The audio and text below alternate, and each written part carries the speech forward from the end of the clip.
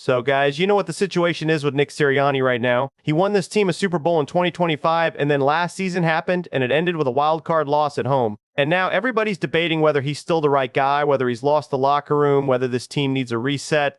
And I've been sitting with this for a while, and I actually think there's a really interesting angle here that I haven't seen people talk about. Because Sirianni isn't rebuilding this team from scratch. The roster is good. Jalen Hurts is there. The talent is there. But what he is facing right now is a prove-it-again moment. And when I started looking at Eagles history, I found a coach from 50 years ago who faced something very similar to this.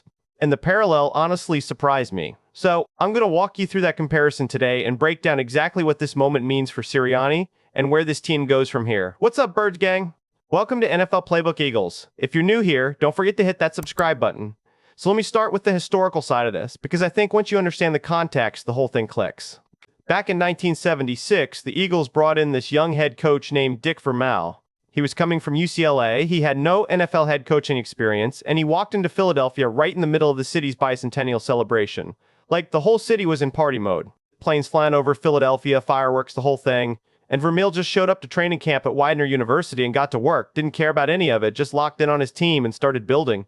Now here's the thing though, and this is where the comparison gets interesting to me. The Eagles of 1976 were not a good football team. They hadn't won a championship since 1960. They had barely seen a winning season in years. So Vermeil was genuinely starting from zero. Like, the roster wasn't there, the culture wasn't there, nothing was there. He had to build everything from the ground up. Sirianni in 2026 is in a completely different spot, and I want to be really clear about that because I think some people are misreading this situation. This is not a rebuild. You don't rebuild a team that just hoisted the Lombardi Trophy 2 years ago. You don't rebuild a team that has Jalen Hurts under center, that has the defensive pieces, that has the coaching staff in place.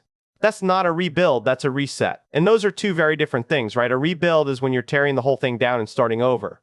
A reset is when everything is still there, the foundation is solid, but something went wrong, the momentum broke, and now you have to go fix the mistakes, correct the culture, and remind everybody in that building what this team is actually capable of. And that's exactly what Sirianni is walking into right now.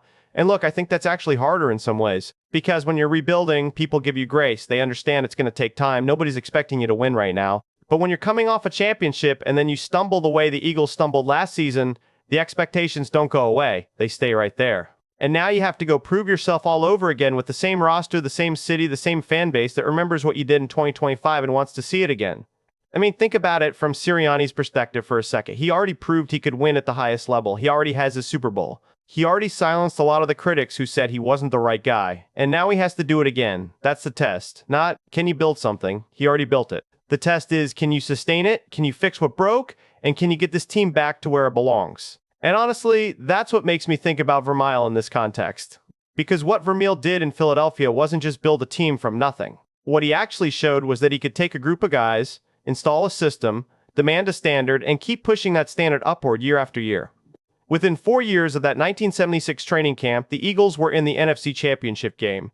And I'm not just talking about a decent season. I'm talking about one of the best teams in the NFC, going on a run that had the whole city electric. Like Wilbert Montgomery's 42-yard run against the Cowboys at Veterans Stadium in the NFC Championship game. That's the kind of moment that happens when a coach builds something the right way, layers it correctly, and keeps the standard high even when things get hard. The Eagles lost Super Bowl 15 to the Oakland Raiders that year, but nobody looks back at that run as a failure. That was a program ascending. That was a coach doing exactly what he was supposed to do. And I think that's the blueprint Sirianni has in front of him right now, whether he's looking at it that way or not. Because the Eagles are in a position right now where they could either let last season define them or use it as fuel. And I genuinely believe the difference between those two outcomes comes down almost entirely to how Sirianni handles this moment. How he walks into that NovaCare complex when training camp opens in less than 3 weeks. What standard he sets on day one. What he communicates to Jalen Hurts, the locker room, to the whole organization about what this season is going to look like. And here's what I keep coming back to. The Eagles lost that wildcard game at home, at Lincoln Financial. The same stadium that right now is hosting FIFA games, by the way, which is kind of wild to think about.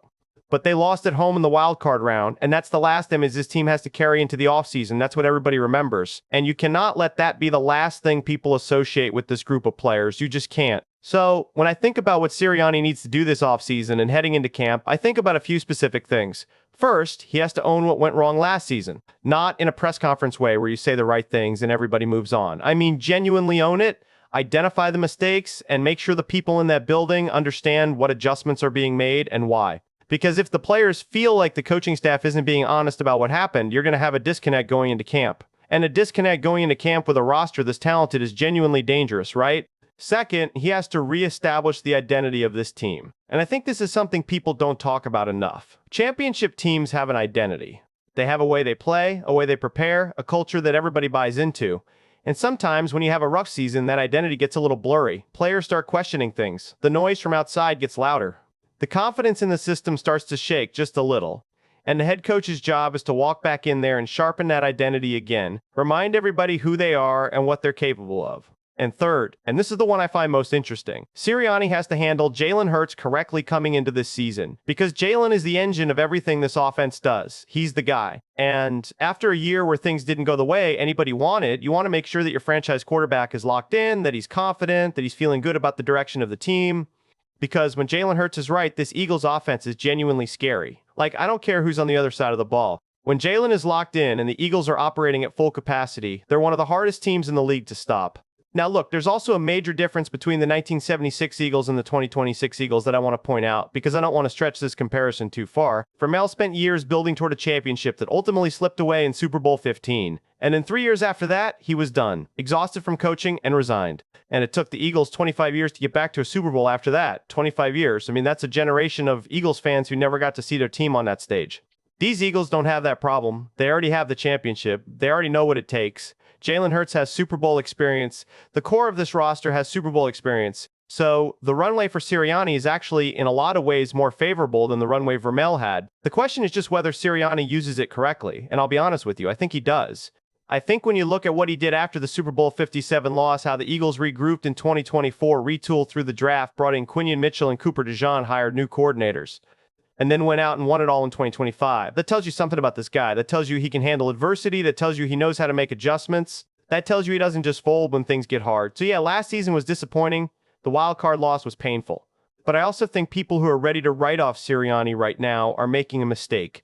This isn't a guy who got lucky with the Super Bowl. He built a program, got knocked down, came back, and won the whole thing. That doesn't happen by accident. The real test is simple. Can he reset from disappointment, fix what broke, and start a new winning chapter with a roster that's absolutely capable of competing for another championship? Training camp is less than 3 weeks away, and I genuinely think we're closer to that elite version of this Eagles team than most people want to admit right now. Let me know in the comments what you think. Do you believe Sirianni can pull this off? Hit that like button if you enjoyed the breakdown, and I'll see you in the next one.